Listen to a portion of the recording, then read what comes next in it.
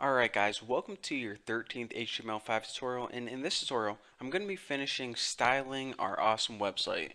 So what I want to do is just a couple quick things. This is probably going to be a quick tutorial, and the very first thing I want to do is I want to style these articles. So I want to give each of these articles their own border and background and padding. So in order to do that, I need to go ahead and style this crap right here. So what I'm going to be doing is take note of this. I'm not going to be styling the overall section because whenever we start, yeah, right there, kind of got lost there. Whenever we styled the main section, that was pretty much to lay out the entire overall, I don't know, this entire overall section right here. However, I want to style each individual article. So in order to do that, if we look at our HTML file, we have these individual article tags, so that's where we're going to be styling.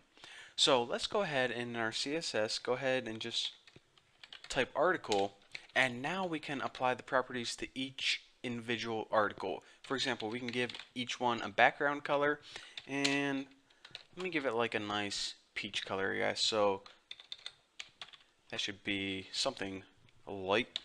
And also, let me give it a border. Let's see, what border would we go to that? A red border maybe. So border equals 1 pixel solid red, not nerd, red. That's a little bit better. And I also want to give a padding because I want some space between the text and the border. So I'm going to give it an overall padding of 20 pixels.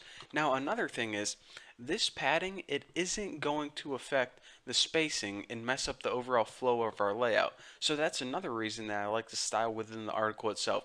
It's only going to affect the padding of the content itself. And another thing I want to do is I want to change the margin on the bottom.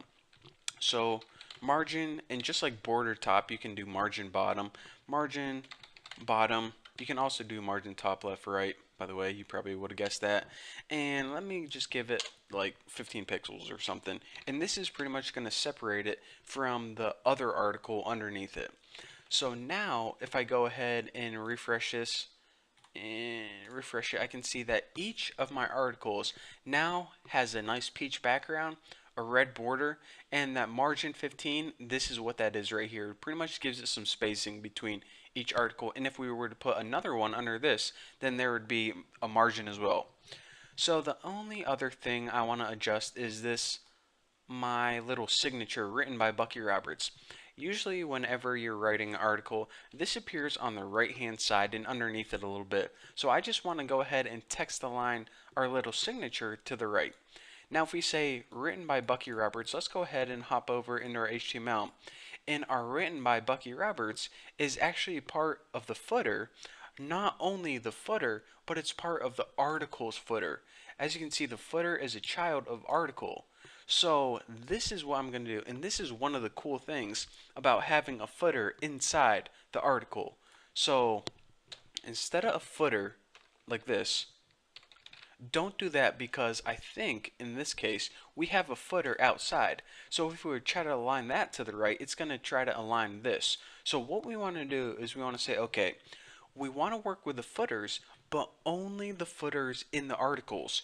So if you go ahead and hit article footer, that's going to only apply the style to the footers in the articles. So let me just go ahead and text align right, and hopefully if I didn't mess anything up and go to my website, bam, check it out. This footer is still center aligned, however the article footers are now on the right. So that is the effect that I wanted, and pretty much our website is laid out awesomely now.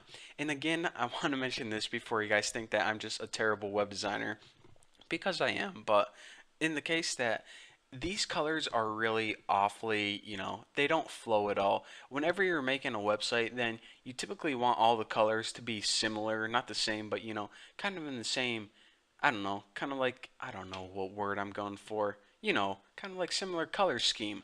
That's what I'm looking for, the same color scheme. So the reason that I had this yellow and dark blue and peach was just so you guys could see. But typically when you're making a website, make sure it's in the same color scheme and not this random crap right here. So anyways, in the next tutorial, I'm going to be showing you the brand new flexible model or excuse me, I think it's called the flexible box model technique. So this technique is called the traditional box model. It's pretty much how I laid out all my websites in the past because it's a really easy and simple way to get a nice layout. However, HTML5 and CSS3 came up with this new thing called flexible box model, and they're actually still incorporating it into browsers right now. So we need to add some little tricks before we start working with it. But I'm going to be talking about all that in the next tutorial. So thank you guys for watching. Don't forget to subscribe, and I will see you guys next time.